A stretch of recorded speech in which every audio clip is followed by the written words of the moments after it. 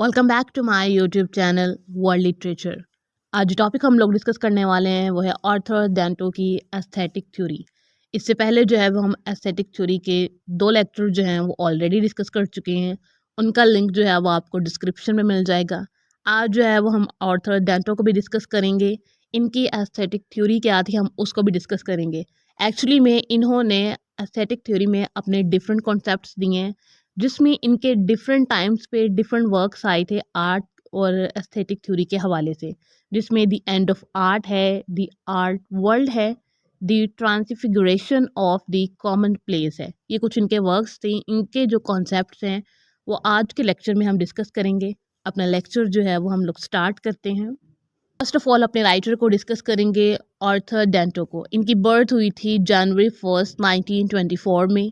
इनकी डेथ हुई थी अक्टूबर 25 2013 में। अमेरिकन आर्ट क्रिटिक थे, फिलोसफर थे और प्रोफेसर थे कोलंबिया यूनिवर्सिटी में। इनके फेमस होने के जो मेन रीज़न था वो इनका क्रिटिसिज्म था, जो कि इन्होंने द नेशन में किया। उसके बाद इनके जो मेजर कॉन्सेप्ट्स हैं वो फिलोसफिकल एस्थेटिक्स है, फिलोसफी ऑफ हिस्ट्री है। इन्होंने अपना जो मेजर कंट्रीब्यूशन दिया है वो डिफरेंट फील्ड्स में दिया है, जैसे कि फील्ड्स ऑफ यहाँ पे फिलॉसफी ऑफ एक्शन इस टाइप की। और अगर हम लोग इनकी वैसे बात करें इनकी मेजर थीम्स की, तो उसमें फीलिंग, साइकोलॉजी, फिलॉसफी इस टाइप की जो बहुत सारी चीज़ें हैं ना, इन्होंने अपने लिटरेचर में डिस्कस की हैं। और जो बाकी बहुत सारे ऑथर्स हैं जिनसे ये इंस्पायर हुए, जिसमें हिजल हैं और भी बहुत सारे जिन्होंने आर्ट के हवाले से अपना कंट्रीब्यूशन दिया है लिटरेचर में, फिलॉसफी में। सबसे पहले जो इनका वर्क है वो है the transfiguration of the common place, जो कि 1981 में पब्लिश हुआ था। फिलोसफिकल एस्थेटिक्स में इनका ये मेजर वर्क है। एक्चुअली में हम जैसे कि आर्ट को डिस्कस करते हैं कि कोई भी म्यूज़िक से रिलेटेड, पेंटिंग से रिलेटेड, इनकी कोई भी चीज़ जिसके अंदर कोई एस्थेटिक चीज़ हो, यहाँ पे कोई ऐसी चीज़ हो जिसमें ब्यूटीफाई किया गया हो, फीलिंग्स हो, इमोशंस हो, हम उसको आर्ट कंसीडर कर लेते हैं। तो इन्होंने जो है वो सबसे पहले तो अपने इस वर्क में जो है वो एक क्वेश्चन रखा है कि व्हाट मेक्स समथिंग आर्ट, कि किसी भी चीज़ को क्या चीज़ है कि आर्ट बना देती है। हम कोई भी चीज़ बनाते हैं, कोई पेंटिंग, कोई कोई भी चीज़ है, हम कोई देखते हैं स्कल्पचर, हम म्यूज़ियम में कोई चीज़ पड़ी हुई देखते हैं, तो उसको क्या चीज़ है कि वो उसको आर्ट बना देती है। तो इसको जो है वो इन्होंने क्वेश्चन किया है। इसको मॉडर्न और कंटेम्प्रेरी आर्ट मूवमेंट्स के हवाले से इन्होंने इसका आंसर दिया है। कहते हैं कि ये तो कहते हैं कि जिस तरह से मॉडर्न और जो कंटेम्प्रेरी आर्ट है, ये दोनों जो हैं वो डिफरेंट मूवमेंट्स हैं। यहाँ पे अगर हम ट्रेडिशनल आर्ट की तरफ जाएँ तो हर एक टाइम पीरियड में डिफरेंट आर्ट क्रिएट हो रहा था। लेकिन इसके लाइन ना अब एक लाइन आ रही है जिसने ब्लर कर दिया है हमारे एवरीडे ऑब्जेक्ट्स और आर्ट वर्क्स। मतलब कि हम जो भी चीज़ होती है उसको आर्ट कह देते हैं। मतलब कि आर्ट का अब कोई क्राइटेरिया नहीं रह गया, यहाँ पे उसकी स्पेशल कोई कैरेक्टरिस्टिक्स नहीं रह गई कि अगर किसी चीज़ में ये होगी तो वो आर्ट कहलाएगी। अब इसके जो कुछ सेंट्रल आइडियाज़ हैं उन्होंने अपनी इस बुक में डिस्कस किए हैं कि किस तरह से जो एक आर्ट है वो आर्ट बनता है, और किस तरह से ये जो लाइन ब्लर की हुई है, हर चीज़ को जो है वो आर्ट कंसीडर कर दिया जाता है, ऐसा नहीं होना चाहिए। तो सबसे पहले जो है वो इन्होंने पॉइंट जो डिस्कस किया है अपने बुक में, वो है the crisis of traditional aesthetics. कहते हैं कि जो ट्रेडिशनल टाइम पीरियड था, मींस के अगर हम लोग ओल्ड टाइम पीरियड की बात करें तो उसके अंदर जो आर्ट क्रिएट होता था वो सिर्फ ब्यूटी थी। मींस के किसी ने कोई चीज़ क्रिएट की, उसकी स्किल देखी जाती थी, या फिर वो चीज़ रियल है या नहीं, इस चीज़ को देखा जाता था। कहते हैं कि जब ट्रेडिशनल आर्ट ये जो क्रिएट हो रहा था उसके बाद टाइम पीरियड चेंज हुआ और मॉडर्न आर्ट की जो मूवमेंट्स हैं लाइक डैडा एंड पॉप आर्ट, ये आ गई। और इन जो मूवमेंट्स के आते साथ ही इन्होंने जो ट्रेडिशनल मूवमेंट्स चल रही थी आर्ट के हवाले से, जिसके अंदर स्किल को मैटर किया जाता था, ब्यूटी को जो है वो देखा जाता था, या फिर कोई चीज़ रियल बनी है या नहीं उस चीज़ को देखा जाता था, इन सब ने ना उसको चैलेंज कर दिया। जैसे कि इन्होंने एंडी वारहोल की यहाँ पे एग्जांपल दी है। उनका ब्रिलो जो बॉक्स है, जो कि एक सुपर मार्केट की शेल्फ से उन्होंने लिया होता है, तो क्या हम उस चीज़ को आर्ट कह सकते हैं कि नहीं? यहाँ पे इन्होंने इस चीज़ को क्वेश्चन किया है कि मतलब कि अगर आपने आर्ट का ये क्राइटेरिया ही नहीं कोई सेट किया कि एक्चुअली में आर्ट को आपने कंसीडर कैसे करना है, मीन्स कि उसकी कोई क्वालिटीज़ होनी चाहिए तभी वो आर्ट कहलाएगा। मीन्स कि आप जस्ट एक सुपर मार्केट से एक बॉक्स भी ले लेंगे तो आप क्या उसको आर्ट कहेंगे? क्या वो रियल आर्ट होगा? तो डेंटो ने इस चीज़ को क्वेश्चन किया है अपने इस कॉन्सेप्ट के थ्रू। नेक्स्ट जो इन्होंने पॉइंट डिस्कस किया है वो है आर्ट एज अबाउटनेस। आर्ट एज अबाउटनेस में डेंटो कहते हैं कि आर्ट सिर्फ एस्थेटिक्स का नाम नहीं है, यहाँ पे हमारी सेंसेस को जो है वो प्लीज़ करने का नाम नहीं है। एक्चुअली में आर्ट वो होता है जिसके अंदर कोई कंटेंट हो, जिसके अंदर कोई मीनिंग हो, हमें देख के पता चले कि ये आर्ट हमें ये मीनिंग दे रहा है। आर्ट के अंदर खुद की इतनी कैपेसिटी होनी चाहिए कि वो खुद अपना मीनिंग डिलीवर करे, रदर देन कि हमें एक्सप्लेन करना पड़ेगा कि हमने इसके अंदर ये क्रिएट किया है। मीन्स कि आपके जो आर्ट है उसके अंदर इतना वेट तो होना चाहिए कि वो खुद आपको डिस्क्राइब करके बताए कि ये जो है वो मैं इस चीज़ को शो कर रहा हूँ यहाँ पे। जो आर्ट वर्क है वो अपना जो मीनिंग है एक स्पेसिफिक वे में जो है ना वो खुद रिप्रेजेंट करे, उसकी एक फॉर्म हो, उसका एक कंटेक्स्ट हो, तब वो आर्ट कहलाता है। कॉन्सेप्ट है बियॉन्ड ब्यूटी का। डेंटो कहते हैं कि पास्ट में या फिर ट्रेडिशनली अगर हम लोग देखें तो आर्ट और एस्थेटिक्स को ब्यूटी से जो है ना वो कनेक्ट किया जाता है। मगर डेंटो कहते हैं कि ये भी ट्रू है कि ब्यूटी जो है वो जस्ट एक हमारा वे ऑफ आर्ट है जो हमें अफेक्ट कर सकता है। लेकिन आर्ट वो होना चाहिए जो हमें सोचने पे मजबूर करे, हमें फोर्स करे कि हम उसके बारे में क्वेश्चन करें, हमारे अंदर जो है वो इमोशंस आएँ, जैसे डिस्गस्ट या हॉरर, इस टाइप का कुछ भी हो। कहते हैं कि ब्यूटी एक पार्ट हो सकता है लेकिन minor part, not major part. तो आपने सिर्फ आर्ट को जो है वो एज अ ब्यूटी कंसीडर नहीं करना। आर्ट के अंदर इतनी पावर होनी चाहिए कि वो हमारे अंदर जो स्ट्रॉन्ग इमोशंस हैं या फीलिंग्स हैं उसको देख के जो है ना हम फील कर सकें उस पीस ऑफ आर्ट। नेक्स्ट जो कॉन्सेप्ट दिया है वो इन्होंने दी आर्ट वर्ल्ड का, उसको डिस्कस करने वाले हैं। अब जो डेंटो है वो कहते हैं कि आर्ट वर्ल्ड जो है ना वो कोई फिजिकल प्लेस नहीं है, जैसे लाइक म्यूजियम। तो इनका आर्ट वर्ल्ड है क्या डेंटो का?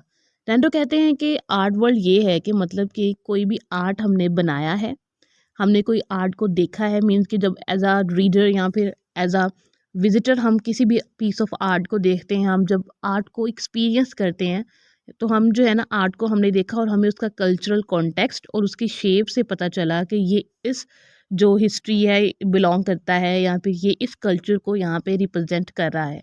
मीन्स के यहाँ पे हम लोग सिर्फ फिजिकल प्लेस को यहाँ पे नहीं ले सकते। आर्ट वर्ल्ड जो है वो एक ब्रॉडर सेंस हम यहाँ पे लेंगे। आपने आर्ट वर्ल्ड में कंसीडर करना है कि एक आर्ट की हिस्ट्री क्या है, वो किस कल्चर से बिलोंग कर रहा है, किस कल्चर को रिप्रेजेंट कर रहा है जो आर्ट किसी भी आर्टिस्ट ने बनाया है। जो आर्ट वर्ल्ड है इसके कुछ एलिमेंट्स अब हम उनको डिस्कस करते हैं।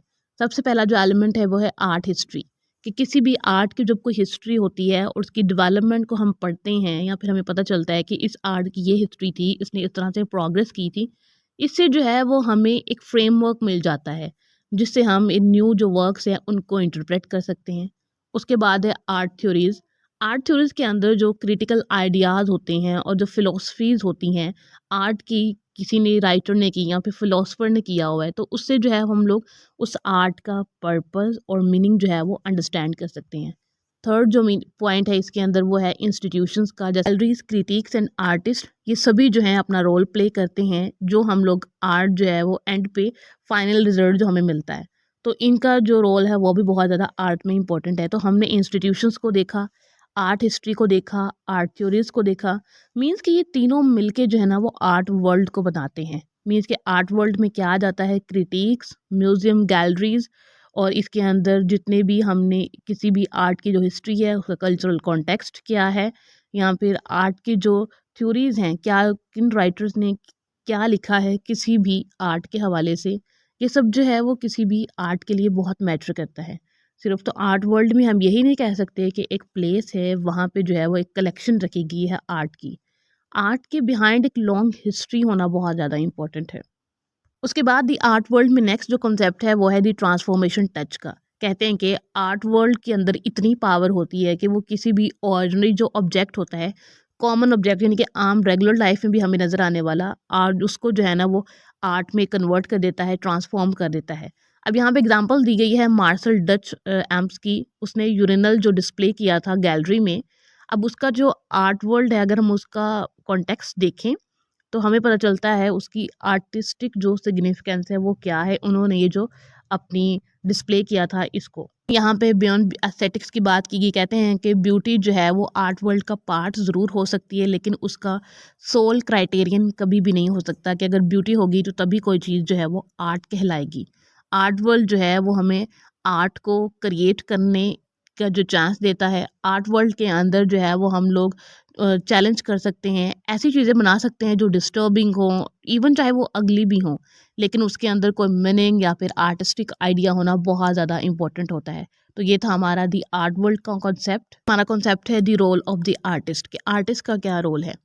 आर्टिस्ट का बहुत इंपॉर्टेंट रोल होता है। आर्टिस्ट जो है वो किसी भी आर्ट को क्रिएट करता है, वो आर्ट वर्ल्ड के साथ इंगेजमेंट रखता है, मतलब मीन्स क्या, किसी भी आर्ट की हिस्ट्री क्या है, वो किस कल्चर से बिलोंग रखता है, थ्योरीज को पढ़ता है, क्रिटिक्स को पढ़ता है, देन जो है वो किसी भी जो आर्ट को है वो क्रिएट कर। अब ऑर्थर डांटो का हम लोग जो है वो लास्ट वर्क जो है उसको डिस्कस करने लगे हैं, दी एंड ऑफ द आर्ट, जो कि 1996 में आया था, जो कि एक प्रोवोकेटिव इनका क्लेम है। इसके जो कुछ पॉइंट्स हैं अब उनको हम डिस्कस करते हैं।